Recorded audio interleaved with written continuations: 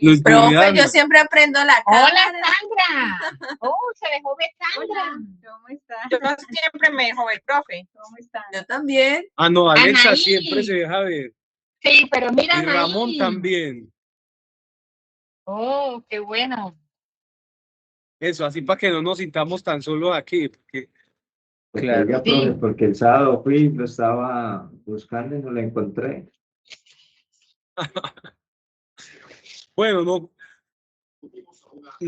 o sea, fue en el otro grupo entonces que dejé alguna pregunta. Sí, señor. Sí, en el otro. Aquí no. ¿Cómo así?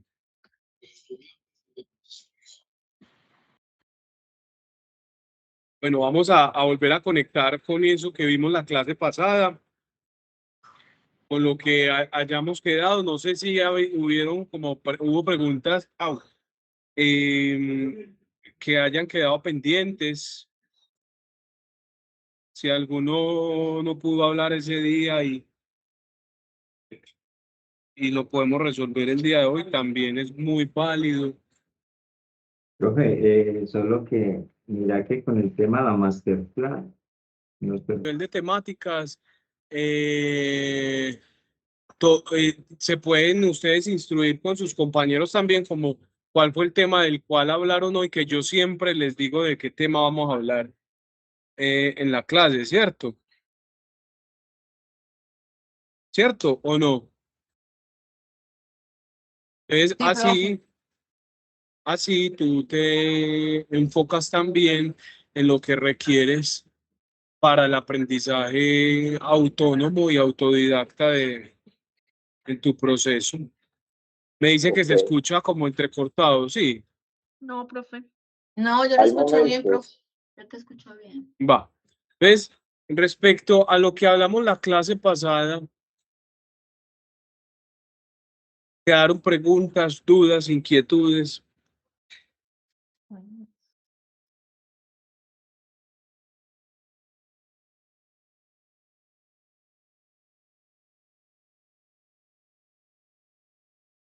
Algo que quieran que les aclare más. De hecho, tenía también un videito por aquí preparado. Si quieren nos hace un resumen. ¿Cómo? Si quieren nos hace un resumen. ¿Qué Así como está diciendo? Hacia el aire. Otra vez, repite otra vez. Profe, así como tiradito al aire, así. No, es que no escuché el chiste, no lo entendí. Otra vez, repite. Que si quiere, nos hace un resumito así como echadito al aire. Sí, claro porque que sí. se acuerda más que nosotros.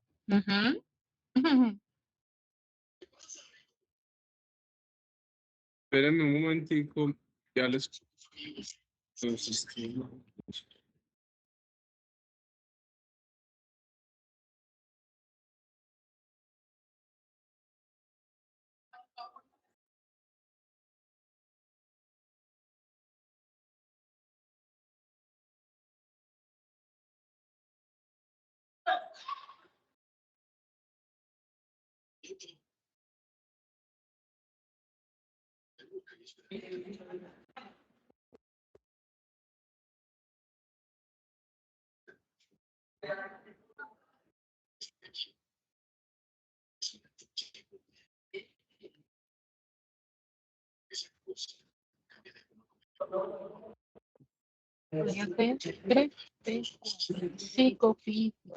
listo, nos voy a poner el video para hacer un resumen un poco de lo que hemos visto.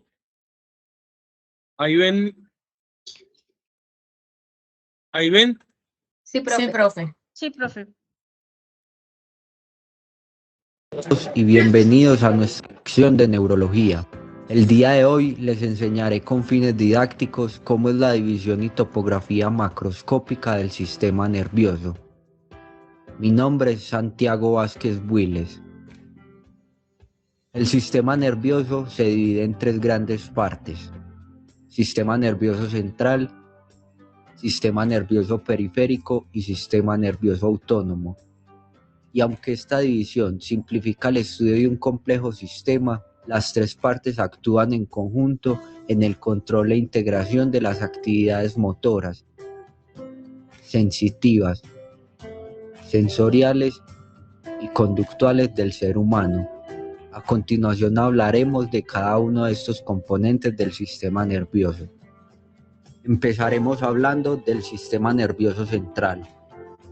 Este sistema está conformado por la médula espinal y el encéfalo. El encéfalo a su vez está conformado por el tallo cerebral, cerebelo y cerebro. Estas estructuras se encuentran alojadas entre la bóveda craneana y los forámenes vertebrales. Las estructuras que conforman el sistema nervioso central, observándolas de manera ascendente, son: médula espinal. La médula espinal del hombre adulto se extiende desde el agujero magno hasta el nivel de la primera o segunda vértebra lumbar. Mide alrededor de 45 centímetros de largo en varones y 42 centímetros en las mujeres. Tiene forma cilíndrica en los segmentos cervicales superiores y en los segmentos torácicos, mientras que es de forma oval en los segmentos cervicales inferiores y lumbares. Su forma oval en estos niveles se debe a la formación del plexo braquial y el plexo lumbosacro respectivamente. La médula espinal tiene una porción cervical, torácica, lumbar y sacra.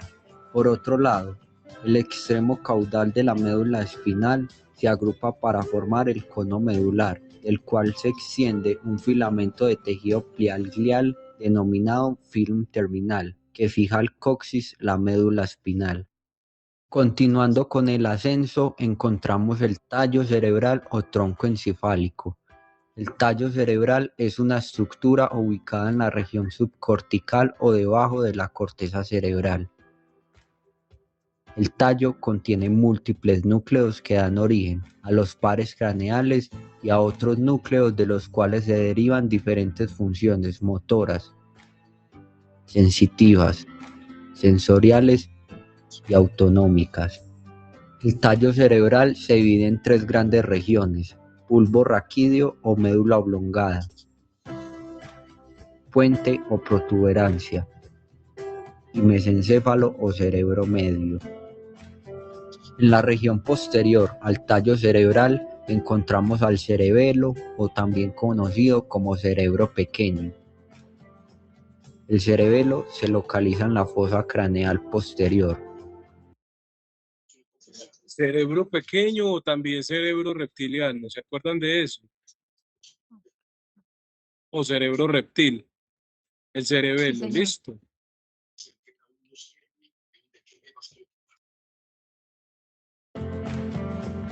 El cerebelo se localiza en la fosa craneal posterior y está separado de los lóbulos occipitales por un pliegue dural denominado la tienda del cerebelo. Recubre las superficies dorsales del puente y de la médula oblongada y contribuye a la formación del cuarto ventrículo. El cerebelo humano pesa aproximadamente 150 gramos y su área de superficie tiene alrededor de 1000 centímetros cuadrados. El cerebelo consiste en una capa muy contorneada de sustancia gris, también conocida como corteza del cerebelo. Esta corteza alberga múltiples núcleos cerebelosos y rodea regiones de sustancia blanca, que por su patrón de ramificación se denominan el árbol de la vida. La última estructura que conforma el sistema nervioso central es el cerebro. El cerebro es una estructura semisólida y se ajusta a la forma del recipiente que lo contiene.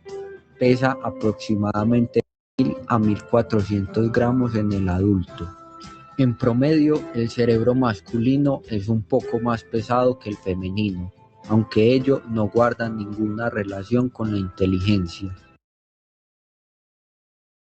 ¿Recuerdan o no recuerdan también que habíamos hablado de eso? De que el cerebro, tanto del niño, como luego el del adolescente, luego el del adulto, pero también el de la mujer, la gran diferencia entre un cerebro de una mujer y el de un hombre son de diferentes tamaños. El cerebro está protegido del ambiente externo por 3 barreras: el cráneo, las meninges. Estas estructuras se encuentran ubicadas entre el cráneo y el cerebro. Las meninges son 3 capas de tejido. En la región más superficial o hacia el cráneo encontramos la dura madre. En su segundo lugar encontramos la aracnoides y por último la pría madre. Entre las meninges se ubican espacios por los cuales discurre vasculatura y líquido cefalorraquídeo. Entre el cráneo y dura madre se encuentra el espacio epidural. Entre la dura madre y la aracnoides el espacio subdural. Entre la aracnoides y pía madre el espacio subaracnoideo. Y finalmente, entre la pía madre y el cerebro, el espacio subciliar. Como última barrera de protección se encuentra el líquido cefalorraquídeo, líquido con características muy similares al plasma y el cual tiene como función principal amortiguar el peso del cerebro. El cerebro, a su vez, se divide en diferentes lóbulos que posteriormente ampliaremos cuando veamos corteza cerebral. El sistema nervioso periférico alude a los nervios craneales a excepción del primer par craneal o nervio olfatorio y segundo par craneal o nervio óptico. Adicionalmente, alude a los 31 pares de nervios raquídeos originados de la médula espinal, los cuales se extienden a la periferia a través de los agujeros de conjunción de las vértebras cervicales, torácicas y lumbares. Por otro lado, contiene los ganglios relacionados con los nervios craneales y raquídeos y los órganos receptores periféricos que responden a la temperatura, tacto, presión, vibración o dolor que se ejerce sobre la piel. Topográficamente, los 31 pares de nervios periféricos se dividen en 8 pares de nervios cervicales, 12 torácicos, 5 lumbares, 5 sacros y un par coxígeo. Al finalizar el cono medular en las primeras vértebras lumbares, los nervios raquídeos se agrupan y forman la cauda equina o cola de caballo. El sistema nervioso autónomo hace referencia a la parte del sistema nervioso que participa en la regulación de la función visceral, como en los cambios de la frecuencia cardíaca, presión arterial, secreción glandular, reflejos pupilares y motilidad gastrointestinal. El sistema nervioso autónomo tiene fibras tanto en el sistema nervioso central como en el sistema nervioso periférico. A su vez, se divide en sistema nervioso simpático y sistema nervioso parasimpático, donde uno contrarresta el efecto del otro y viceversa. En conclusión,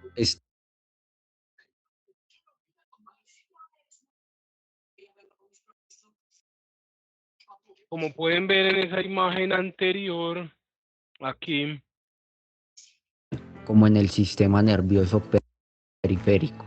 este es el sistema nervioso periférico. Son todas las terminaciones nerviosas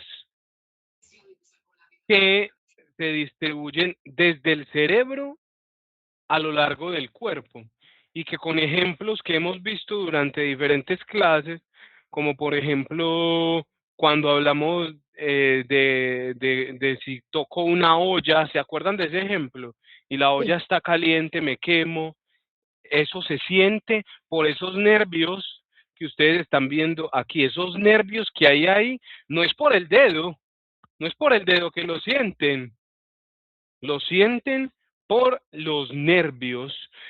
Estos nervios, como ven, miren, desde arriba hasta abajo, lo que hacen es conectar directamente con la médula espinal y la médula espinal con el tronco encefálico. ¿Qué es la médula espinal entonces? Es como una extensión del tronco encefálico, porque del tronco nace, se extiende y luego se extiende a través del sistema nervioso periférico.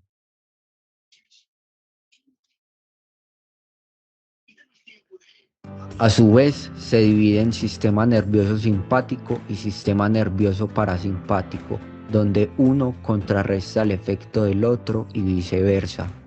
En conclusión, esta división del sistema nervioso nos ayuda a distribuir de una manera fácil y coherente las múltiples estructuras que conforman este complejo sistema.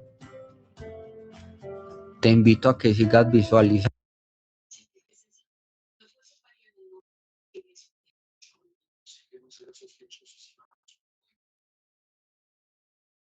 No se escucha, profe. Que hasta ahí vamos la clase pasada. Mira el repaso que le dimos de la clase pasada. ¿Te gustó o no te gustó? ¿Claro o no? Sí me gusta. Sí, estuvo bueno. Ah. Profe, disculpe. ¿Hay posibilidad de pronto que usted nos comparta ese videito? Sí, claro, ya mismo. Profe, el sistema simpático es el mismo, Eso, es como llamarlo el sistema somático o autónomo, ¿no? el sistema nervioso simpático y parasimpático, a ver, primero está el sistema, dentro del sistema nervioso está el sistema nervioso autónomo, ¿cierto? Y dentro de ese está el parasimpático y el simpático. Eso ya lo vimos. Sí. ¿Sí se acuerdan o no? Sí, profe. Alexa. Señor, sí, señor. Bueno, entonces, ¿qué vamos a hacer en este preciso momento? Vamos a introducir ahora el término y todos los conceptos referentes a la médula espinal. Ya les envié al compañero que nos pidió el videito que acabamos de ver. Ahora les acabo de enviar el otro que vamos a ver en este preciso momento. Porque a mí me gusta mucho estas herramientas audio. Porque aparte están muy bien hechas, ¿cierto? Y se dejan digerir y entender con facilidad. En esta animación queremos explicar el sistema nervioso humano con la ayuda de imágenes increíbles y nunca vistas.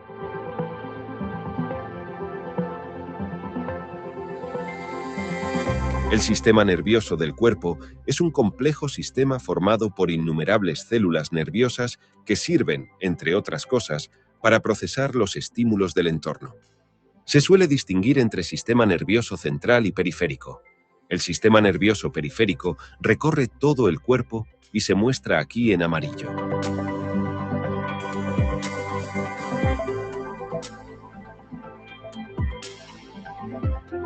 El cerebro y la médula espinal forman parte del sistema nervioso central. Están bien protegidos por el cráneo y la columna vertebral.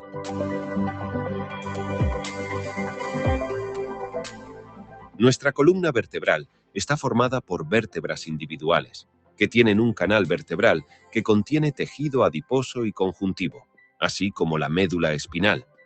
Al igual que el cerebro, la médula espinal está rodeada por 3 membranas. La membrana externa de la médula espinal se denomina dura madre. La aracnoides se encuentra justo debajo de la dura madre. La aracnoides está unida a la pia madre por trabéculas aracnoideas.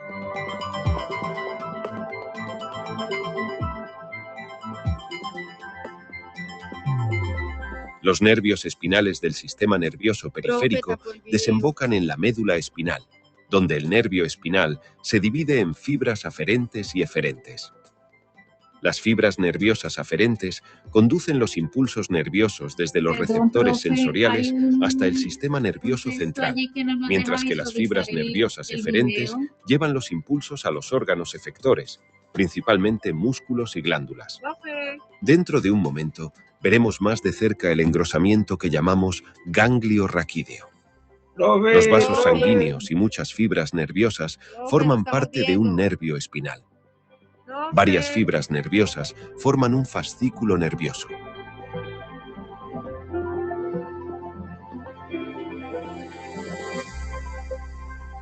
Las fibras nerviosas están rodeadas por una capa de tejido conjuntivo llamada endoneuro. Bajo esta capa protectora se encuentran las células de Schwann.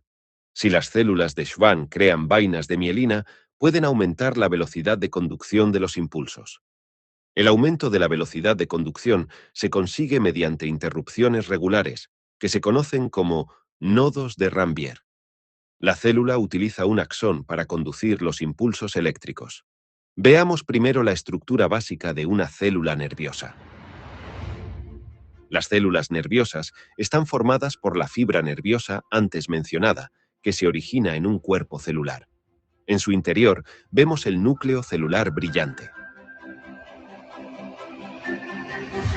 Las dendritas son prolongaciones del cuerpo celular de la neurona y sirven principalmente para recibir impulsos.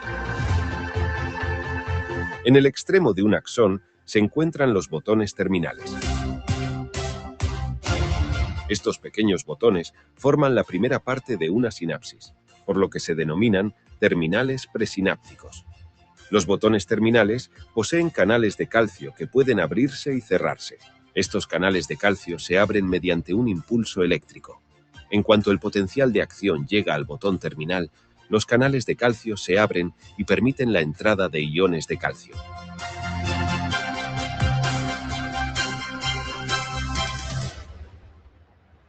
Obtener una cotización de embarque se ha vuelto mucho más fácil. Su tarifa de embarque competitiva, En el botón terminal hay vesículas. Estas vesículas contienen neurotransmisores, que aquí se muestran como esferas rojas. Hay aproximadamente entre 200 y 500 vesículas de este tipo en los botones terminales. Los iones de calcio permiten que estas vesículas se fusionen con la capa externa, es decir, la membrana de la célula.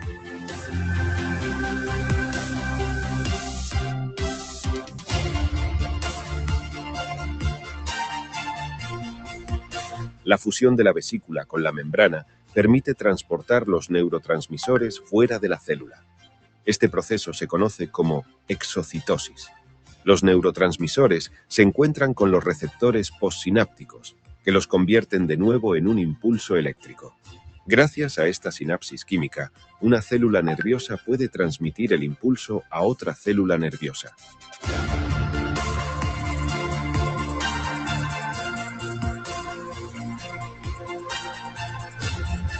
Para ello, las dendritas tienen espinas que poseen los receptores postsinápticos mencionados. Las espinas pueden adoptar muchas formas, incluidas las espinas en forma de muñón y las espinas finas.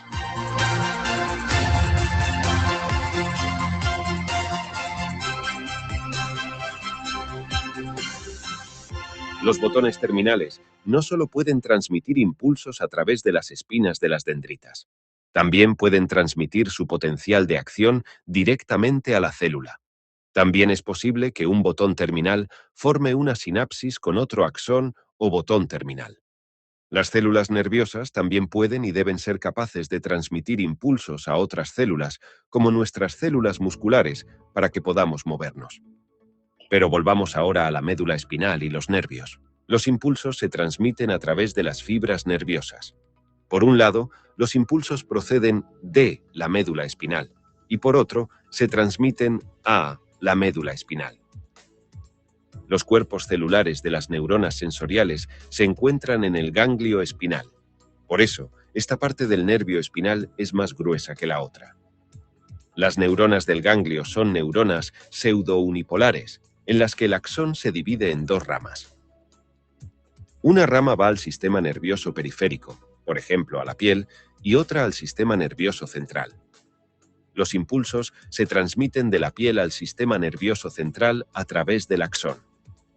Dependiendo de la función, las neuronas también pueden tener fibras nerviosas no mielinizadas. En ese caso, las células de Schwann no mielinizadas envuelven el axón. Esto significa que la velocidad de conducción no aumenta.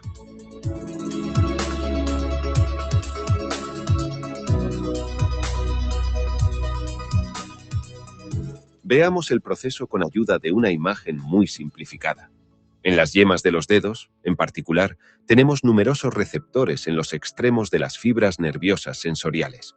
Si los receptores de una neurona sensorial reciben un estímulo mecánico, este estímulo se convierte en un impulso eléctrico y se transmite a través del axón a otra neurona de la médula espinal. La neurona de la médula espinal transmite el potencial de acción al cerebro, donde otra neurona transmite finalmente el impulso a la corteza somatosensorial. A continuación, se procesa el impulso.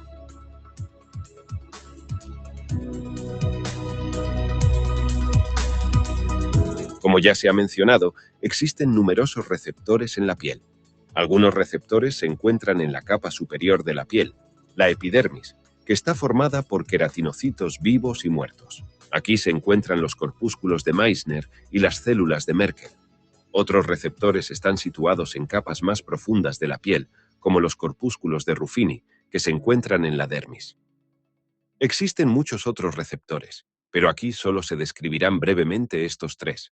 Empecemos por el corpúsculo de Meissner. En cuanto se ejerce presión sobre el corpúsculo de Meissner, por ejemplo, presionando la piel, se desencadena un potencial de acción. Este potencial de acción solo se produce cuando hay un cambio de presión. Por tanto, los corpúsculos de Meissner son mecanorreceptores de adaptación rápida. En cambio, las células de Merkel pertenecen a los mecanorreceptores de adaptación lenta, ya que desencadenan un potencial de acción en respuesta a estímulos tanto dinámicos como estáticos. Los corpúsculos de Ruffini desencadenan un potencial de acción cuando se estira el tejido. Entiendo inglés cuando leo, pero no cuando me hablan. ¿Qué hago? Si entiendes inglés al leer, pero no cuando escuchas, es... Los corpúsculos de Ruffini también pertenecen a los mecanorreceptores de adaptación lenta de la piel. Echemos otro vistazo a la médula espinal y a los nervios raquídeos.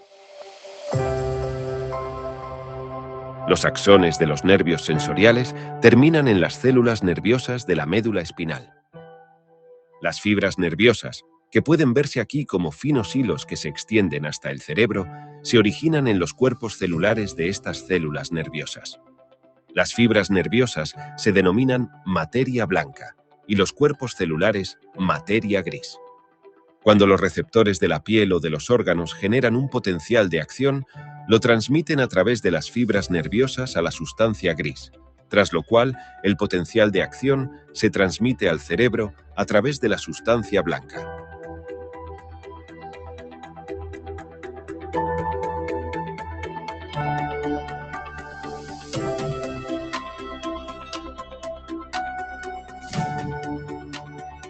Desde arriba podemos ver la estructura en forma de mariposa de la materia gris.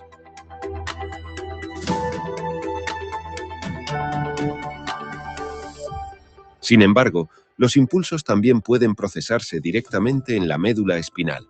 Las fibras sensoriales transmiten impulsos directa o indirectamente a las fibras nerviosas motoras, que pueden contraer o relajar un músculo. Esto se denomina reflejo. Un reflejo de este tipo se produce cuando nos quemamos. A continuación, los receptores transmiten impulsos a través de las neuronas sensoriales a las interneuronas, que hacen que las neuronas motoras contraigan los músculos.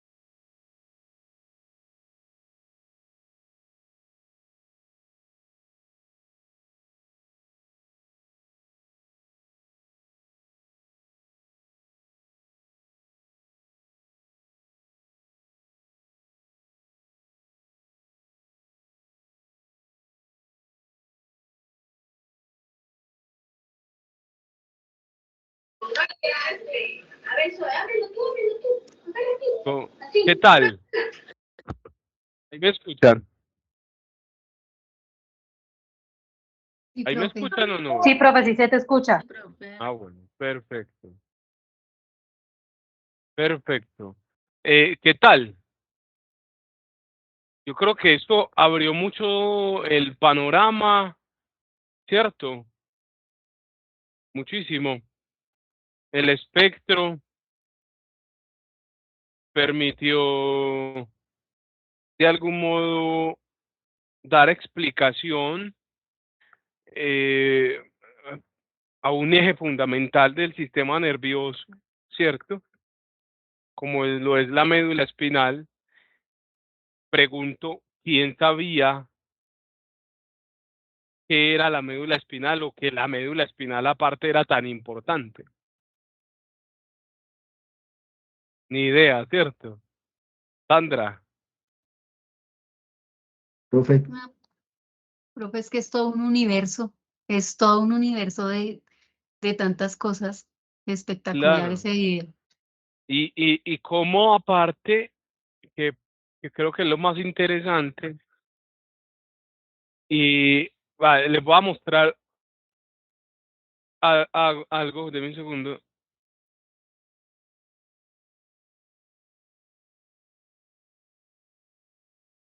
Para que entendamos algo que, que les quiero presentar también en este universo que la compañera manifestaba, que creo que para mí es importante también, o al menos desde la filosofía de lo que implica la psicología. ¿Están viendo en este momento la pantalla? Sí, señor. Ok. Señor. Mire, Sí, profe, sí se ve. son imágenes del cosmos, del universo. Mire lo que dice. Usted está aquí, cálmese un poco. Muy bueno.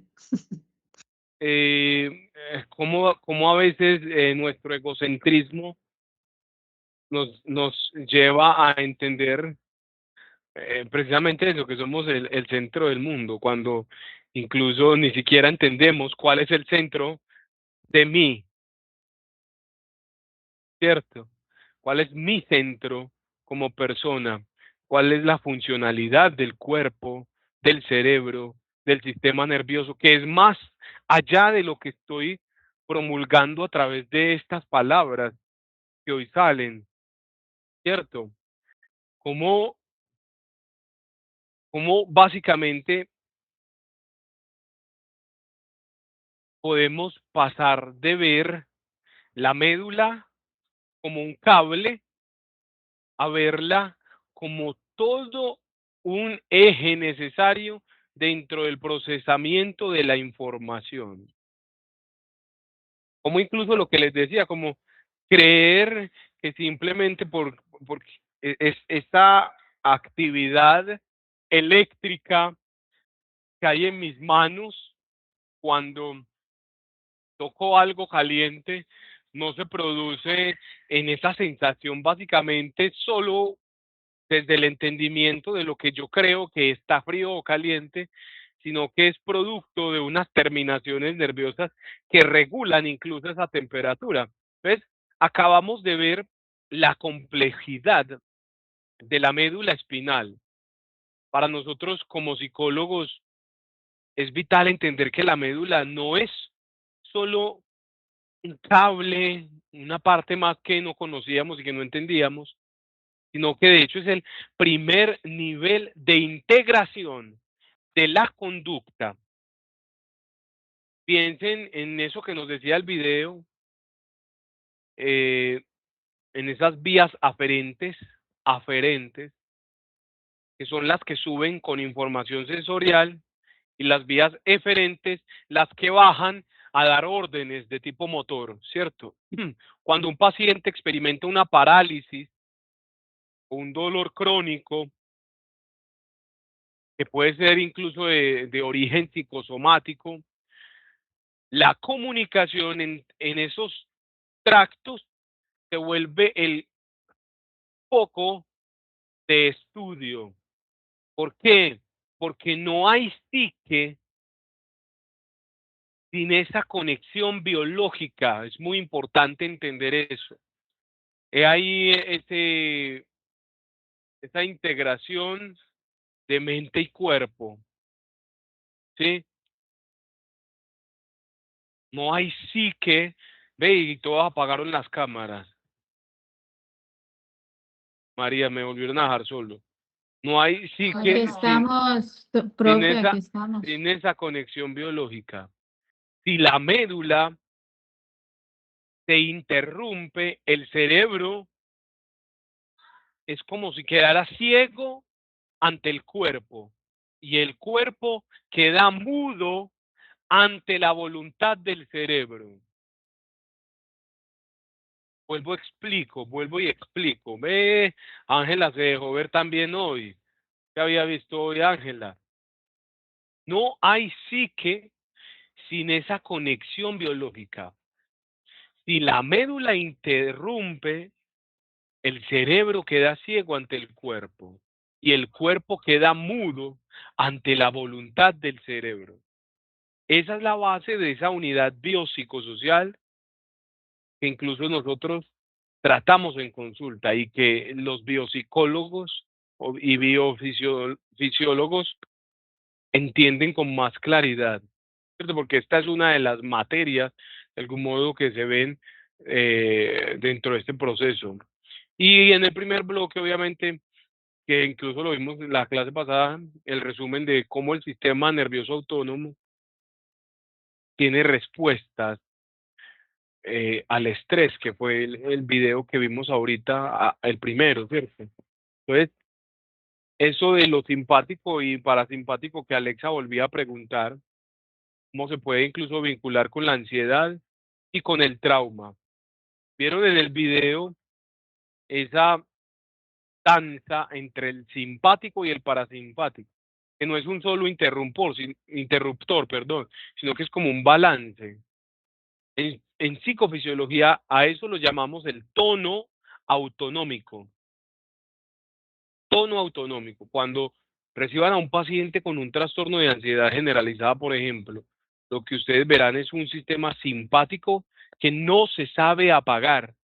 Hay una liberación constante de una sustancia química que se llama catecolamina y el ritmo cardíaco no baja y la digestión se detiene. Por el contrario, en el cuadro del depresivo, de una depresión mayor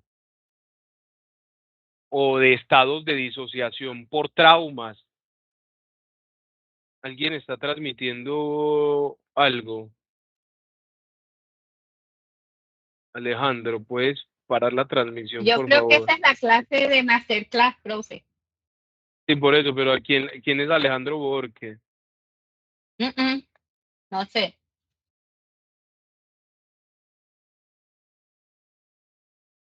Bueno, para terminar, porque ya nos interrumpieron.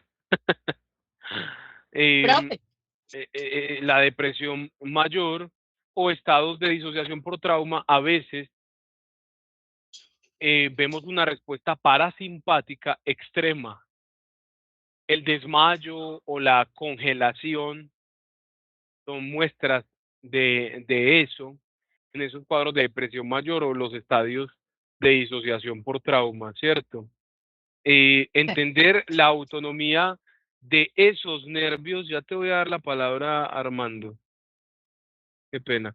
Entender la autonomía de esos nervios como el nervio vago, que también lo nombraban en el video, nos da herramientas científicas para explicarle al paciente por qué no puede simplemente calmarse, ¿sí? Que no es una cosa que tenga que ver solo con la psique, sino como esa psique conectada con el cuerpo, tiene unas reacciones electroquímicas. Su biología está en un modo de supervivencia que ignora los comandos lógicos de esa corteza prefrontal. Armando, te doy la palabra. ¿Cómo estás? Gracias, profe. Cuando tú dices que la médula es importante, no solo fisiológicamente, sino Armando nunca lo también. había. Armando. Mucho gusto, acá es de Bogotá. Gracias, profe. Espero que no sea de Nacional, sino del Medellín. Profe, volviendo al tema. cuando dices que la médula espinal es lo más importante después del cerebro, ¿sí? Es la que conecta casi toda la parte sensorial y para mí es como si conectara todos los circuitos del cuerpo, ¿sí? Digamos, eso es lo que yo entiendo que es lo que hace la parte de la médula espinal, porque cuando, digamos, fisiológicamente, cuando una persona sufre algún accidente o algo y que interrumpe ese sistema, pues queda limitado para ciertas funciones del cuerpo, ¿no? Profe, te puedo preguntar, te voy a decir Armando, un pero ejemplo. espera que Alexa que termine Armando. Perdón, Armando. Entonces, profe, o sea, para allá iba, o sea, digamos, es tan importante que cuando se interrumpe, digamos, por algún tipo de accidente que se sufra, queda limitado, digamos, no solo la parte funcional del cuerpo, sino también la psique, como acabas de decir. Otra vez la pregunta. O sea, por eso, profe, estábamos hablando de que la médula espinal es tan importante que une todos los sistemas del cuerpo, por decirlo de alguna manera, fisiológicamente. Cuando una persona sufre un accidente y, digamos, queda limitada cierta parte o alguna función del cuerpo, no solo física, sino también, en este caso, de la parte de la psique que estás hablando, de la parte emocional, ¿cierto? Y de la cognición, claro. Porque es que esas terminaciones nerviosas de algún modo lo que ayudan es esa interacción cuerpo-mente todo el tiempo, cómo los sentidos se conectan a través en el cerebro, pero es a través de esas terminaciones nerviosas.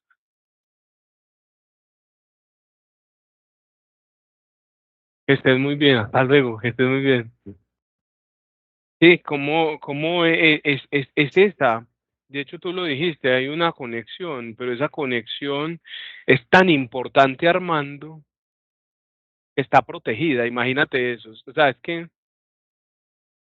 el cerebro está protegido, lo mostraban en el video, ¿viste?